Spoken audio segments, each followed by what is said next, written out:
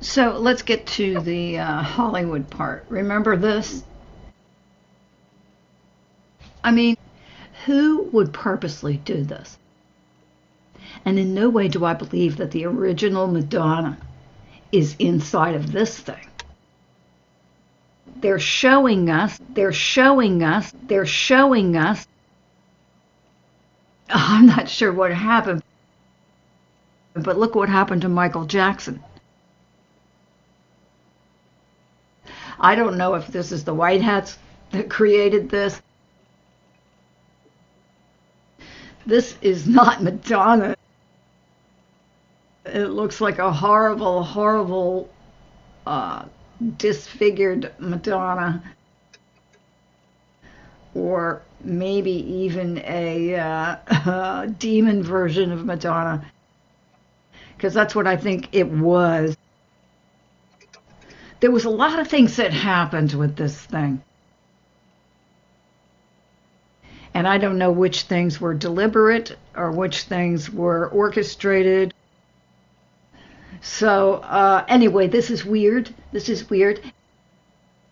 That's a freaking demon. She looks horrible. Of course, they're saying she looks noticeably different. And they said apparently she doesn't have makeup on. Oh yeah, okay. Fans expressed shock of seeing her without her makeup on. It's like there's a reptile in there. So there's Britney. So they make up excuses. Oh, it's bad makeup. She doesn't have her makeup on. It's like a totally different person. And then, new plastic surgery made her look completely different. Like the big honking chin went away. And Khloe Kardashian looks like Britney. And so, now we've got Heather Locklear looking radiant.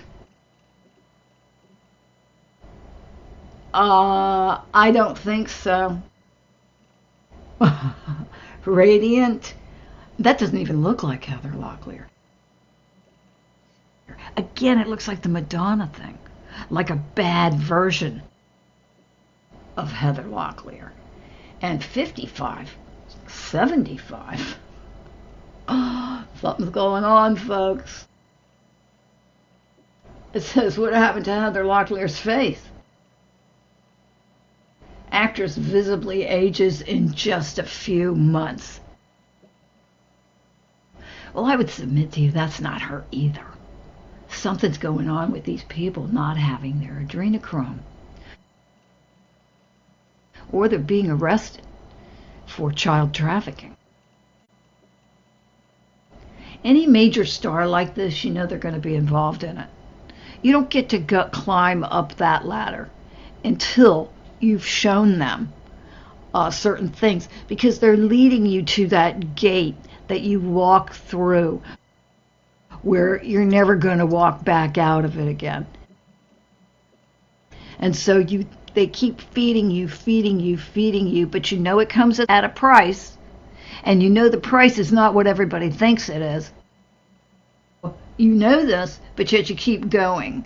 So once you reach a certain status,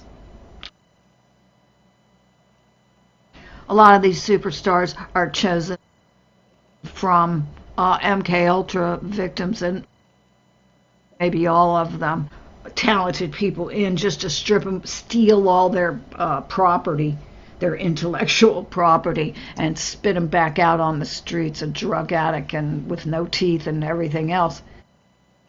It seems like they're just choosing from their MK Ultra. You're never going to blast up to superstardom. You're never going to blast up to superstardom. You're never going to blast up to superstardom as a regular human being. You have to be part of the MK Ultra program, and you have to have been bred for that purpose. And usually if they do get in, it's under sketchy circumstances.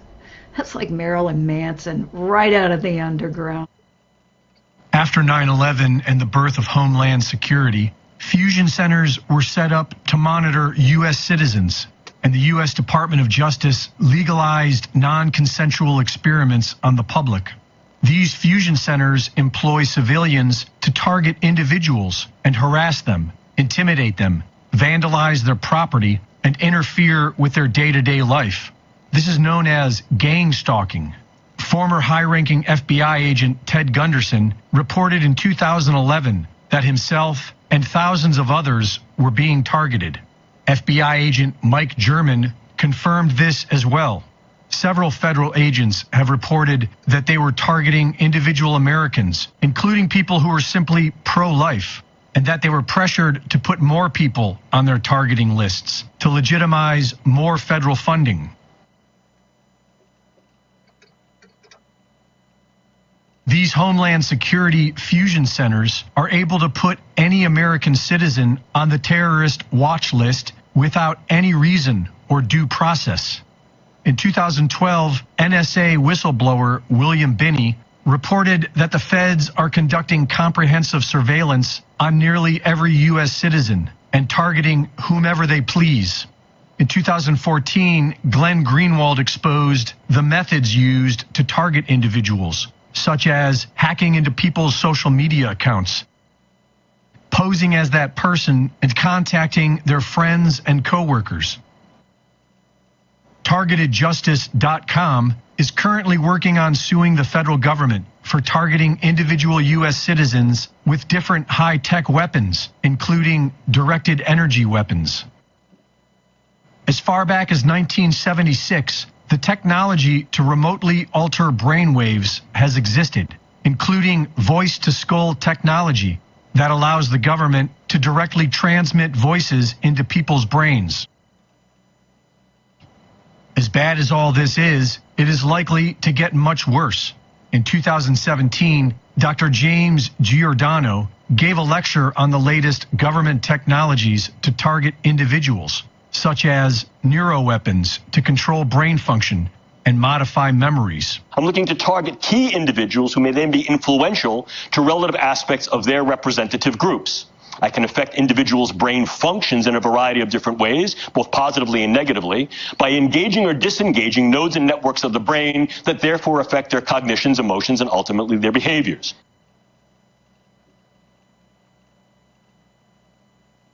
Something my colleague Jamie Canton likes to play with an awful lot is the idea of specialized neural operations.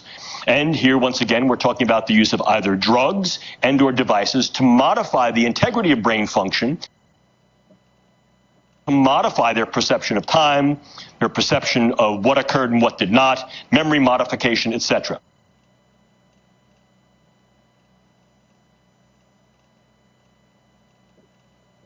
He explains how they can make people sick with an undetectable illness to make them go crazy.